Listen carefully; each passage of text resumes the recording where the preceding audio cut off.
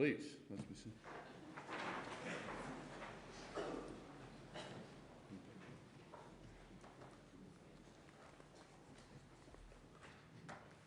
Always helps. Mr. Speaker, Mrs. Johnson, Ambassador, honourable friends, my lords, ladies and gentlemen, on behalf of the UK Parliament, it's my pleasure to formally welcome Mike Johnson, the 56th Speaker of the US House of Representatives, to the Palace of Westminster to mark the 250th anniversary of the American Declaration of Independence, which will fall on the 4th of July 2026. Of course, you and I have met on several occasions at the G7 Speakers Conferences, but it's always been a pleasure as the 158th Speaker of the House of Commons to welcome a fellow Speaker to the Mother of Parliaments. Yesterday, we had a chance to chat over a cup of tea. Our first trade dispute was over tea at the Boston Tea Party. We've only just about forgiven you for that trade dispute, so I'll say no more about any others. Mr. Speaker, our journey from adversaries to close allies is a testament to the resilience and mutual respect. Let me take you back in time. Our cross-Atlantic relationship began more than 400 years ago, just down the road from here. The Founding Fathers set sail on the Mayflower for the London port of Rotherhithe in 1620 for the New World. Their courage built a bridge across the Atlantic of ideas and shared values, which continue until today. In fact, the Pilgrims' military advisor, Miles Standish, was from my very own constituency of Duxbury in Chorley. We've got to get Chorley in. St. Lawrence's Church, Chorley, where his family worship still stands, as does the pew they sat in and the crypt that his family is buried in. Interestingly, that same church still bears the US flag that was presented by the United States Army Air Force in 1945. After tens of thousands of American servicemen passed through Washington Hall in Chorley during the Second World War and shared their Thanksgiving events, baseball games, sweets, nylons, rations with local people. And local wives are now living in America. The streets in my constituency, such as Miles Standish Way, Washington Lane, are a testament to our long connection. As I prepared for this occasion, I've been reflecting on events which led up to and followed the Declaration of Independence and the ways in which the vision of the Founding Fathers and the Constitutional Convention have led to our two countries to share values, but very different systems. The War of Independence effectively began in 1775, a year before a declaration was made. It was not officially ended until the Treaty of Paris in 1783. In 1787, the Constitution was agreed, stating the ideals of liberty and self-government. The US founded in struggle, a struggle against Britain. That struggle resulted in constitutional government and your federal system. Even the very early stage of this struggle took time. I have to tell you, of all people, Mr. Speaker, that the US constitutional history did not end in 1787. Indeed, your great Pelican state of Louisiana became the 18th state in 1812. The point I want to make is that the US fought for freedom and for the right to make its own constitutional arrangements and to make its own decisions about how those arrangements might change. Those arrangements are very different from ours. As Speaker, I parted with a political party to sit in the chair. As Speaker, you are very much a part of your party. Your role is very different than mine. The way in which powers are allocated and exercised in each country differs widely. The US Supreme Court has the assistance of a written constitution, where we have a ragbag of statutes, standing orders, constitutional conventions. But we do have a Supreme Court too. But the difference between us should not hide deep similarity. While the United Kingdom does not have a codified constitution, we have seen history of struggle and change to achieve the ideals of liberty and self-determination. Whether it is through the Charterists or the suffragettes, successive groups have come forward to assert that government must have the consent of the governed, and that everyone has the right to life, liberty, and pursuit of happiness. There are universal values which underpin democracy. And if the cornerstone of democracy rests on the foundation of an educated electorate, we can be proud that we also share deep educational links. Over 20,000 British American students choose to study in each other's countries. We recently celebrated the 70th anniversary of the Marshall Scholarship, established by an Act of Parliament in 1953 to recognise the generosity of the Secretary of State, George C. Marshall, and the US assistance under the Marshall Plan. I also note the work of the Fulbright Commission, which fosters educational exchanges on both sides of the Atlantic. These are just two of our many links. Our trade ties are similarly deep. There is 1.2 trillion invested in each other's economies, supporting over 1 million jobs in both countries. I understand, Mr. Speaker, as you stand here in the UK, in Louisiana's 5th largest export market. May that go to 4th. Likewise, the UK and the US share a unique defence bond forged in history, from standing shoulder to shoulder in 2 world wars, fighting together in Korea, the Gulf and Afghanistan as well. This enduring partnership underpins NATO and remains the cornerstone of our collective security. I commend the US support for Ukraine and the efforts to secure its own constitutional future and everlasting peace. As we face new global challenges, the UK and the US will need to continue to stand together as partners and allies and friends, to bring peace to the Middle East and peace to Europe, and to support democracy across the world. And it is a dangerous world. This is about the democratic world versus the undemocratic world. We must not allow the undemocratic world to gain even more ground they have already. We must fight the values of democracy across the world through peace and conversations. Let us go back 50 years. Her late Majesty, Queen Elizabeth II, made a historic visit to Philadelphia to mark the bicentenary of America's independence. That visit, described by Her Majesty as a joyous celebration of British-American friendship. In 1976, the late Queen brought with her the bicentennial bell, a gift from the people of Britain to the people of the United States, inscribed, "Let freedom ring." This celebrated the common cause of freedom, uniting our two countries, and was cast in the Whitechapel Bell Foundry in London, the same foundry that created the original Liberty Bell and our own Big Ben. Our shared values and our shared language has transformed our relationship from one conflict to one of close friendship and cooperation. Although, of course, our language is not universally the same and can be confusing. You know, I still say Caribbean, you may say Caribbean. We've got history on our side. So while I wish you, your football team, the LSU Tigers, lots of luck with the next season, my soccer team, Bolton Wanderers, continue to strive for a higher place in League One. However, I think both teams have coaches under pressure to get their teams back to form. But of course, the true sport is rugby league.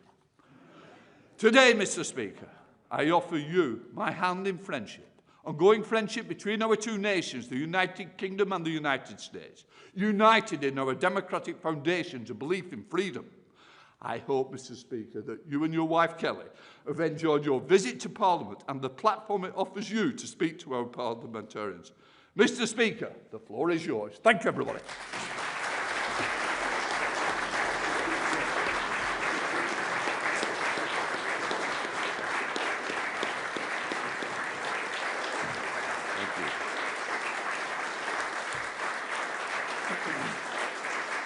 Thank you.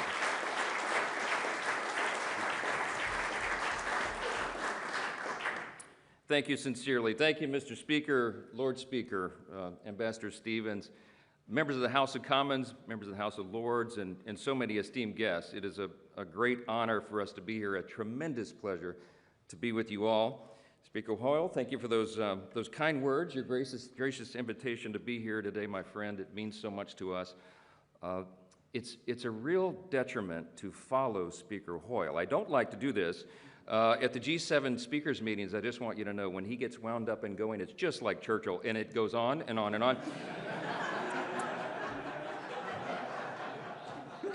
And I try to speak before him at all times. I don't want to follow, but really, really grateful to be here. He has become a dear friend, and all of you, we've met so many great friends. My wife Kelly and I are truly touched by how warmly we've been received here, and having met so many of you in the past couple of days, we walked away with this sense that we do have close and dear friends here across the pond, and we have this shared heritage, and we treasure that. It is a profound honor to be speaking in Parliament today, to be the first U.S. Speaker of the House ever given this honor, and I take it very seriously. As proud Americans, it is as though we have returned to the spiritual birthplace of our own nation, and the history here, the weight of it is palpable, as you know. It gives you a certain sense of just being serious. I was going to roll on with a bunch of jokes this morning, but it doesn't feel right to be in this place at this time.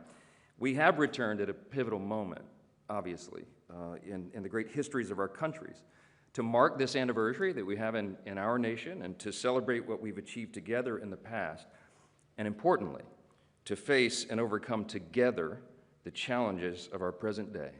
And I want to tell you, my friends, we will do that together. That's what I bring you that message. When I met with Prime Minister Starmer at Downing Street yesterday, I told him that I thought his national address a few hours earlier was well done. He noted, of course, that the UK and the US are close allies, and that our strong, constructive partnership all these years has been built on mutual respect and focused on results. I thought that was exactly the right message and the right tone. And because of that, we've always been able to work through our differences calmly as friends. And we will continue to do that. I want to assure you this morning that that is still the case. I spoke to President Trump at length yesterday, and I told him that I really felt that my mission here, even though we planned this back in the fall, we didn't know how the events would develop over the last few days. But I told the President that I felt that my mission here today was to encourage our friends and help to calm the waters, so to speak, and I hope to do so. As the Prime Minister said yesterday, let us look to agreement, continue our dialogue, and find a resolution, just as we always have in the past. And in that process, I am confident that we can and will maintain and strengthen our special relationship between these two nations, send a message of unity and resolve to our allies around the world, and remind our adversaries and the terrorists and tyrants everywhere that our nations that are dedicated to freedom and justice and order and human dignity are stronger and more resolved now than ever before. I think it's a very important message. Of course, we do gather here at a unique and consequential moment in American history. This year, as noted, is the time we mark our 250th anniversary of our independence. Now, I know this is not a long span of time in the scale of human history. I get that. We were touring the 1,000-year-old Windsor Palace a day or so ago, and that really set it into reality for us. At the dinner we had here last night that Speaker Hoyle and Lady Catherine graciously hosted for us, it was not lost on me that there at my table were items of silverware older than my country. Puts it in perspective. But this year in particular, we remember just how far we really have come, how our nations have evolved and grown and strengthened in so many ways together. America's founders embarked on what was a radical experiment, of course, a government of, by, and for the people, ruled by laws and based on the self-evident truth that all men are created equal and free. That experiment transformed 13 disparate, distant colonies from the world's largest empire into what became the world's freest and most successful self-government in human history.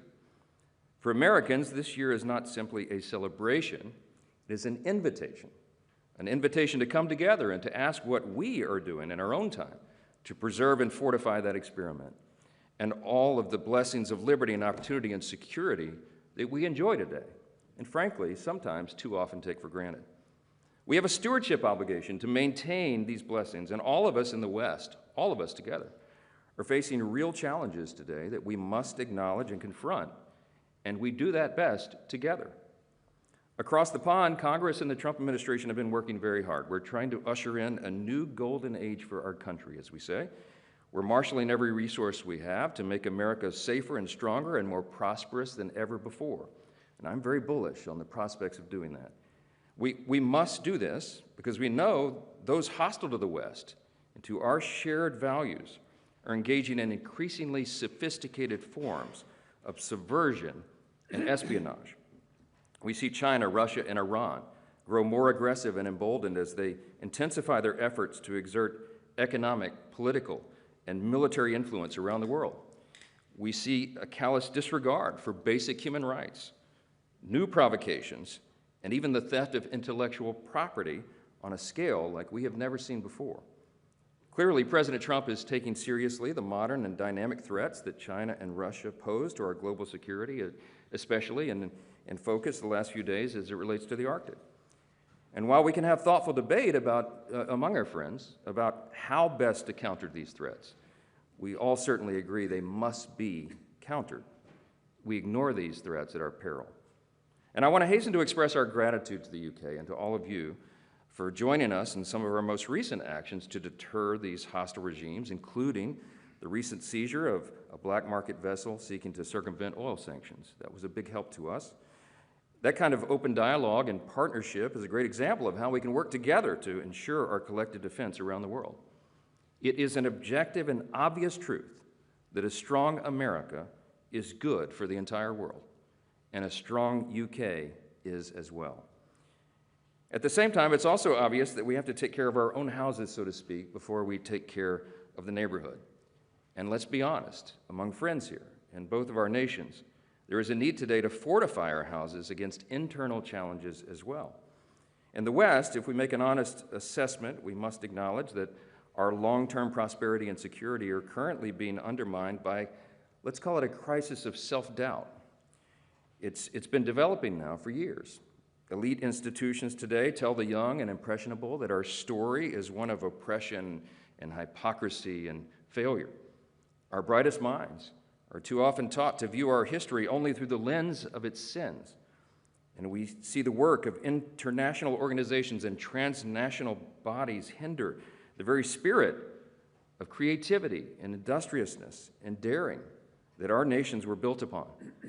We have faced this in America just as you have here, a truly menacing skepticism towards history and our national institutions. And it's even come to the point where even great heroes like Sir Winston Churchill are questioned for their legacy. What has taken hold is a mindset that defines itself not by what it loves and seeks to preserve, but instead by what it condemns and seeks to tear down. And this growing disaffection we see, particularly among our younger citizens, is a serious threat to the health of both our nations. If the next generation is never exposed to the deeper wisdom of the Western world, or the enduring tradition of the British Parliament, or the genius of America's model of Republican self-government, then why would they feel any obligation to defend or preserve them? Fortunately, history teaches us an important lesson. Just over half a century after American independence, our country faced a moment of reckoning. It was 1838, and for the first time in our short history, America's founding fathers, the men who had led us through the turbulent years of our young nation, were no longer there to guide us. A growing disregard for the rule of law had taken hold at that time, and the cries of mob rule threatened every part of our country. A young legislator at that time, concerned by what he saw as America's deteriorating regard for its past, charged his countrymen with an important choice. Would they uphold their duty and preserve the blessings for which their fathers pledged their lives, their fortunes, and their sacred honor? Or would they continue on the path of decline and self-destruction? The answer was simple, he said. This experiment in liberty could not survive unless the principles enshrined in the Declaration and institutionalized in our Constitution became their shared civic faith. That rising statement, he was just 28 years old at the time, would one day become president, and he would be called to confront the greatest stress test of the American experiment yet. His likeness stands just a few feet away from here, where we're gathered today, watching over Parliament Square. Abraham Lincoln, of course, wisely understood that the philosophy of the schoolroom in one generation is the philosophy of government in the next. He knew that our national renewal would not come from repudiating our past, but rather from renewing and recommitting to our best principles, to appealing to the better angels of our nature. The struggle of Lincoln's time shows us that though America may be 250 years old, the question of how best to steward this grand experiment has always been with us. And age-old questions require age-old wisdom. In the West today, we see faith in our foundations and our shared inheritance weakening. And what we have to do is channel the wisdom of our predecessors to chart our own renewal. So what does renewal require? Just a few things. Well, first, it requires remembrance. This is a biblical admonition, in fact. We're to remember our blessings and from where we came. And the great British philosopher G.K. Chesterton warned, every high civilization decays by forgetting obvious things. Things like the dignity of the individual, the stabilizing role of the family, the human yearning for meaning and purpose, and the indispensable relationship between freedom and virtue. In short, we have to remember our foundations, and we have to describe what they are, because the generation behind us seems not to understand this. As Chesterton observed, America was founded on a creed that was set forth, he said, with dogmatic and theological lucidity in the second paragraph of the Declaration of Independence. We hold these truths to be self-evident, that all men are created equal, endowed by their Creator with certain inalienable rights, that among these are the rights to life, liberty, and the pursuit of happiness. That profound acknowledgement of obvious and undeniable truth shook the foundations of Western democracy, and with it, the course of human history. Our founders recognized that all of us are made in the image of God, and because of that, every single person has inestimable dignity and value. And our value is not related in any way to the color of our skin or what town or village we hail from, what our talents are, etc. Our value is inherent because it is given to us by our Creator. We built an entire nation upon that premise. And just as our citizens are endowed with God-given and unalienable rights, all nations and all people should adhere to the obvious laws of nature and of nature's God, as our documents say. In his farewell address, the father of our country, George Washington, gave all of his advice that echoes down through his countrymen, even today, and echoes down through the generations in reminding us how we would keep this republic, how we would keep this grand experiment in self-government. And he said famously, of all the dispositions and habits which lead to political prosperity, religion and morality are indispensable supports. And John Adams was our second president, and he said famously, our Constitution is made only for a moral and religious people. It is wholly inadequate to the government of any other. The late Prime Minister Margaret Thatcher put it even more simply. Freedom, she said, will destroy itself if it has no purpose. Lady Thatcher, just like our founders, understood that free societies that lacked a shared moral and civic foundation inevitably turn elsewhere to compensate. And that reminds us of another important lesson from history. A healthy renewal requires the participation and stewardship of each successive generation. Here, too, the example of the American Revolution proves so instructive. Our founders didn't seek to build a new nation on pure abstraction or mere ideology, nor did they abandon the brilliance of the British tradition, even if they opposed the empire itself. Instead, they drew on the joint inheritance of the English-speaking world, an inheritance rooted in the wisdom of classical thinkers, asserted in the Magna Carta, embraced in common law in the writings of John Locke, and articulated in the Bill of Rights of 1689. These principles found, in the words of Sir Winston Churchill, their most famous expression in the American Declaration of Independence. For Americans, our independence is not a rebuke of our British roots, but rather a renewal of what is best, the best of what Britain had to offer the world. If renewal requires remembrance and stewardship, it also requires responsible citizens.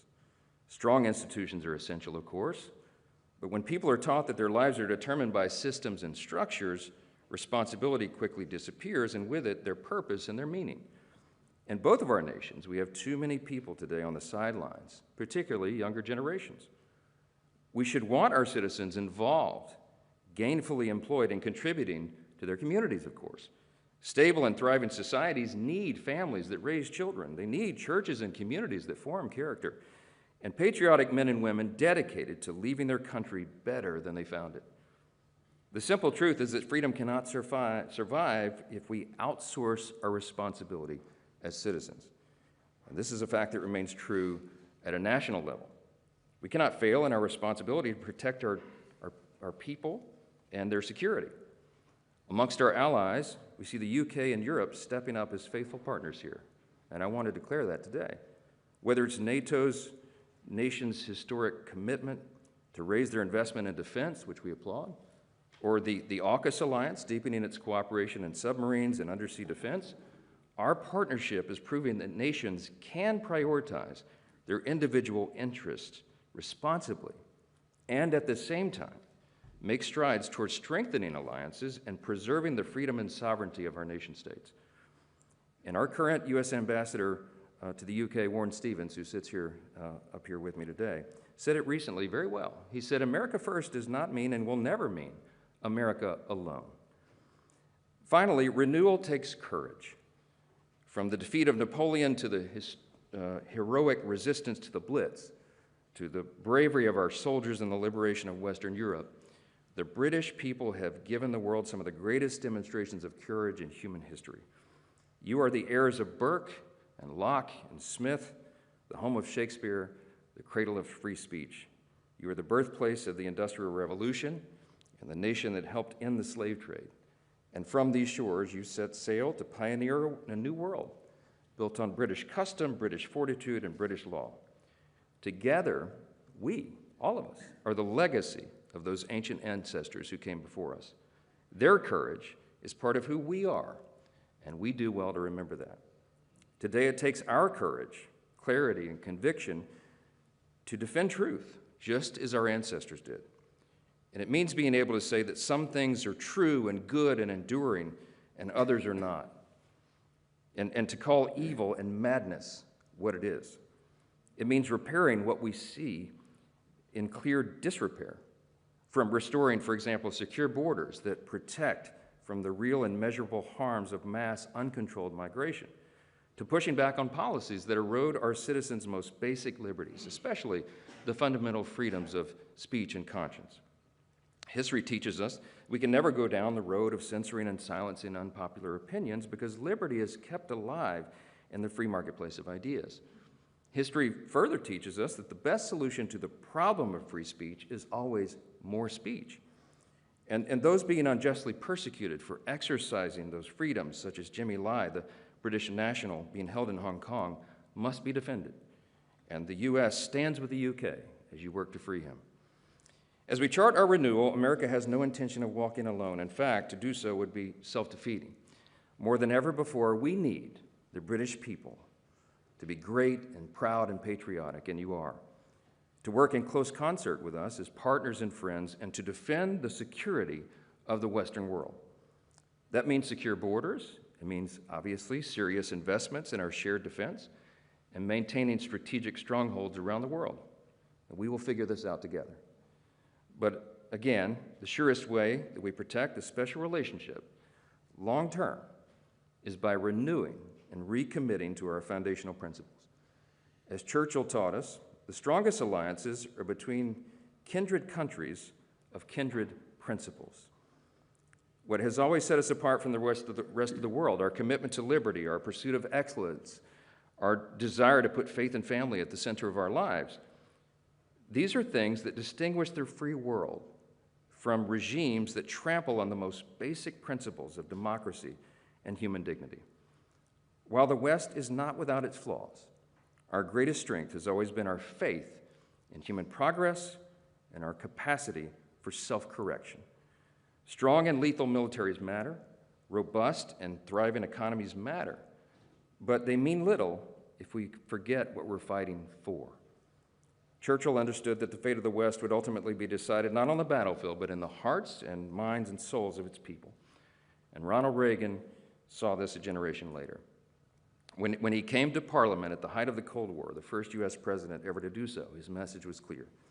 He said the free world would prevail against the scourge of communism only if it recovered its confidence and resolve in itself. And today, I believe we stand at a similar moment. Together, our strength is real, and the fate of the free world rests on our will to defend and preserve it. Today, ultimately, our renewal depends on whether we, as leaders and citizens, equip the next generation, whether we arm them with the confidence to articulate the ideals of the West and the will to defend them, not to shrink into national reluctance, but to stand strong in national pride. Because our countries really do have an unparalleled heritage of achieving good and advancing mankind, both individually and in this trusted partnership. Thankfully, our special relationship has always proven much more powerful and enduring than the enemies we face. Together, we represent a common history and heritage, and the greatest, most free, most prosperous, most successful, and benevolent civilization the world has ever known. And it will endure only as long as we reject, decline, and recommit to our foundations. I'll leave you with the thought of Ronald Reagan one more. He said, freedom is never more than one generation away from extinction. We didn't pass it to our children in the bloodstream.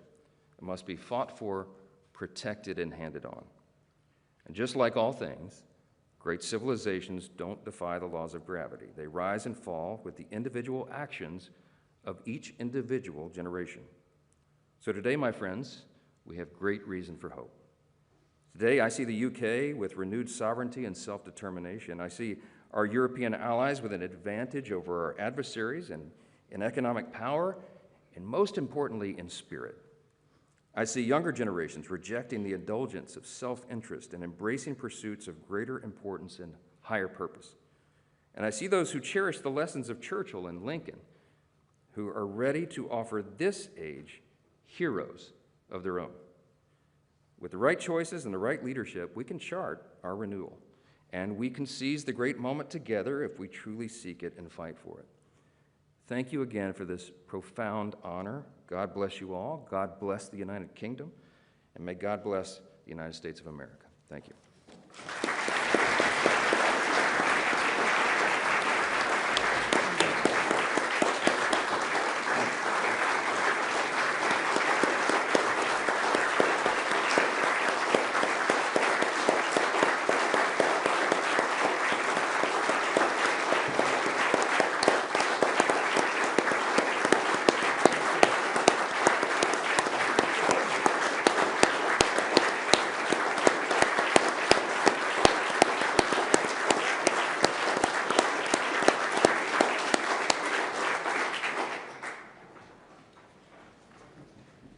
Mr. Speaker, thank you for your very sincere and profound talk to us this morning.